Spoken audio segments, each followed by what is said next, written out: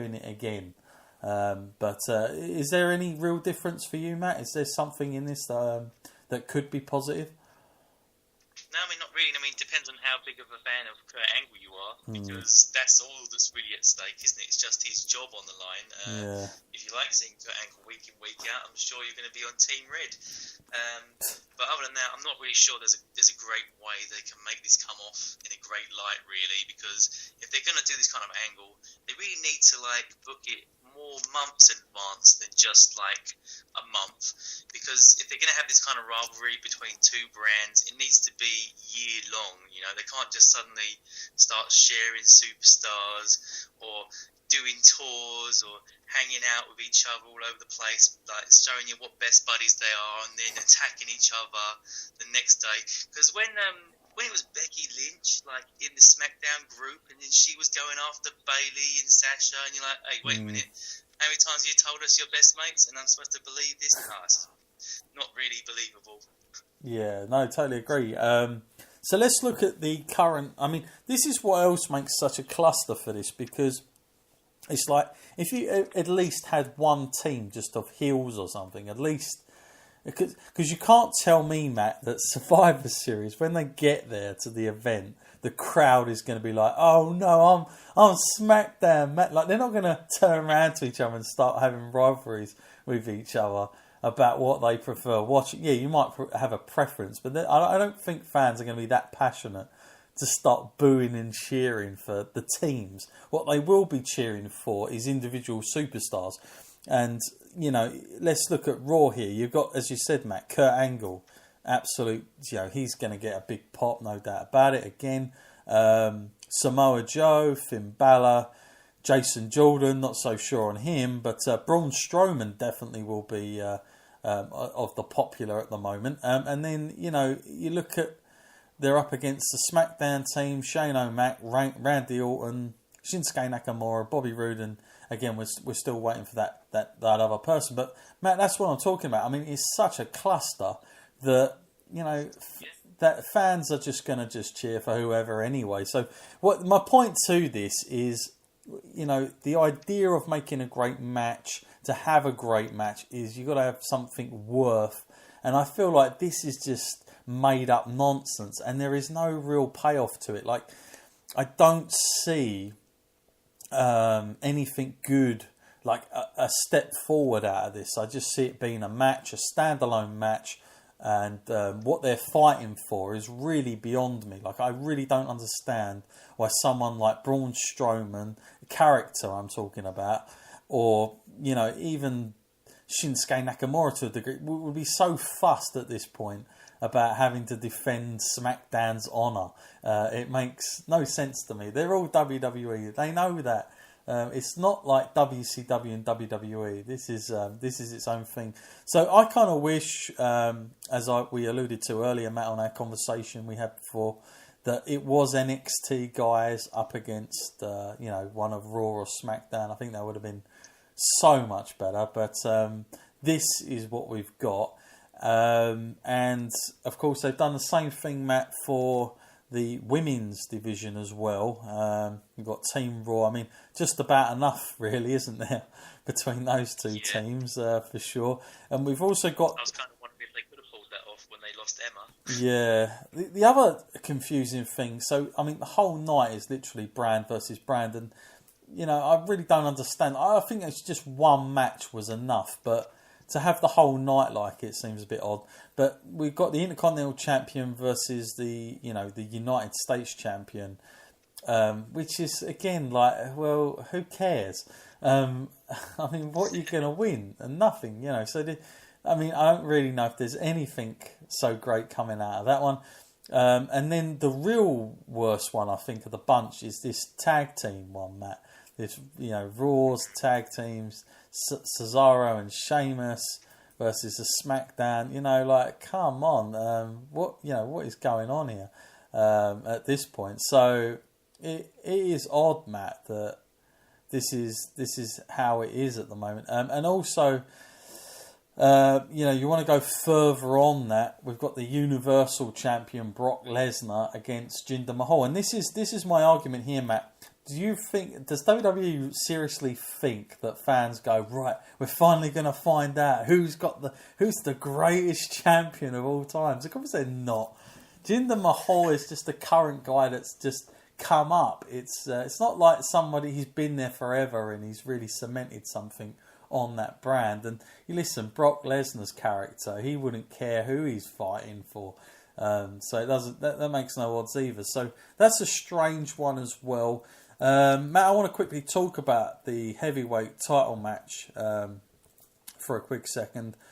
In your opinion, Matt, it's a strange match to book, but what do you think about that as a prospect? Is that something you're keen to see, or is this just sort of a wait and see what we get?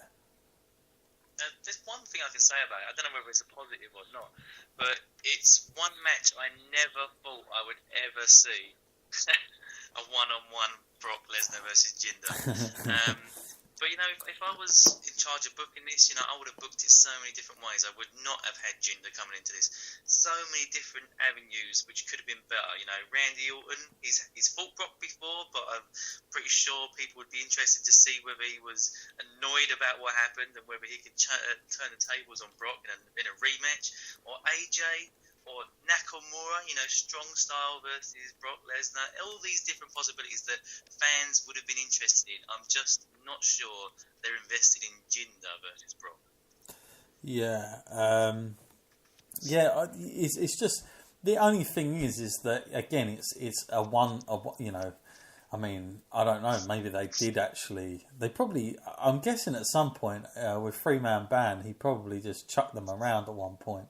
A couple of years back. But since Jinder's back, I mean, the only thing here is it's a fresh kind of match. That's all it is.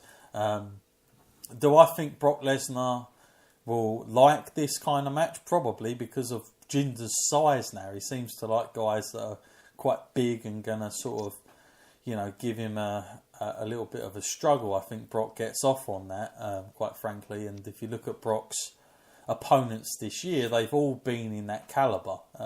They've all been quite, big guys or very physical, and I think Brock enjoys that whole thing. So, but I think arguably you throw in the mix John Cena. Is this a storyline kind of thing? I got a feeling it is, Matt, and I got a feeling that we know the way this is going to go. I've already had a lot of emails about this as well.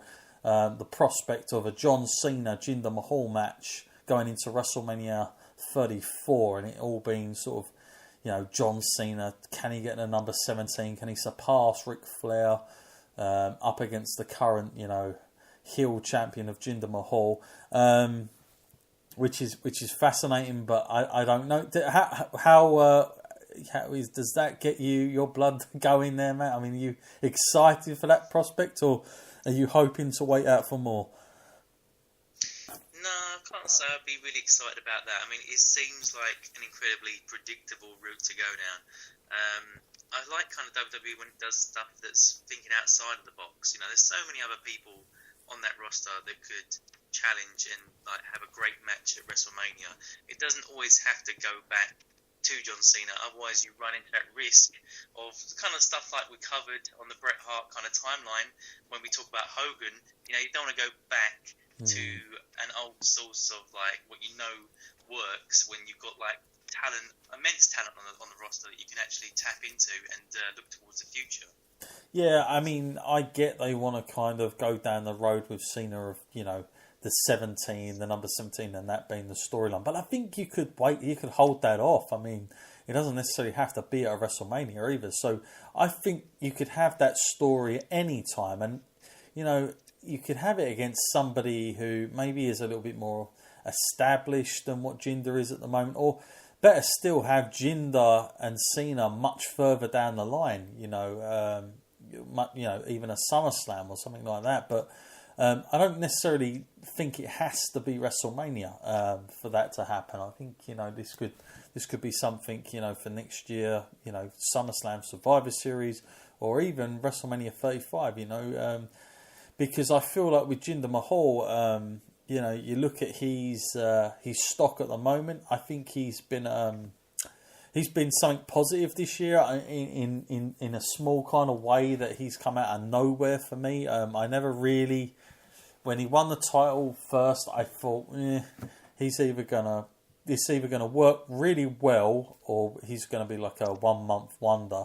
But in the end, Matt, I mean, with what happened with Baron Corbin and his Money in the Bank, I don't know if that changed things quite a bit. But Jinder Mahal has kind of, he's there, and he looks like, for me, Matt, he's there for the long run. He looks like he's almost another version of JBL when he got his title run. And I can see a very similar thing there with Jinder. How, I know we spoke about him on our preview, Matt, but Jinder Mahal, is he... I mean, he looks the part. There's no doubt about that. He's got that. But a lot of people judge him a little bit. He's a bit shaky on the mic. He's not quite got it yet. Do you think that'll come with a little bit more experience? It takes a while to shake that previous image of himself. Like, for a long time he was booked as a jobber, and that can harm your image.